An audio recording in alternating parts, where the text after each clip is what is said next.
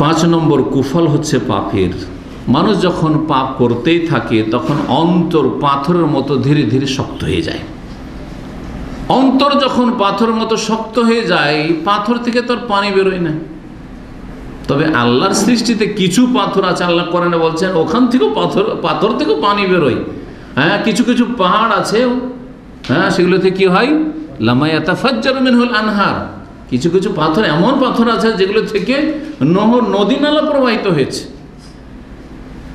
হ্যাঁ, ওয়াইন্না মিনাল লামা ইয়াশাক্কাকু ফায়াখরুজু মিনাল, আর কিছু কিছু পাথর বিদীর্ণ হয়ে ফেটে যায় আর সেখান থেকে পানির ঝর্ণা প্রবাহিত হয়।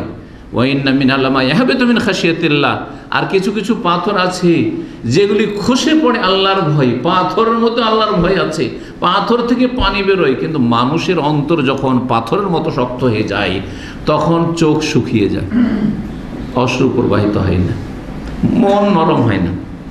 মন নরম করার চেষ্টা করে, মন নরম হয় না।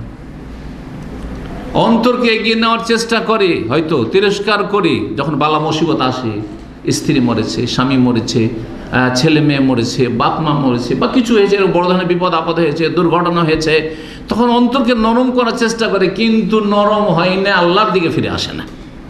আল্লাহ অন্তরে এমনভাবে মোহর লাগিয়ে দেন, তখন চোখ শুকিয়ে যায়, অন্তর শক্ত হয়ে যায় আর চক্ষু শুকিয়ে যায়। সূরা মুতাফফিফিন আয়াত নম্বর 14-তে আল্লাহ ইরশাদ করেছেন, কাল্লা বাল রানা আলা কুলুবিহিম, শোনো, রানা আলা কুলুবিহিম, যারা পাপিষ্ঠ তাদের অন্তরে জং মরিচা লেগে গিয়েছে।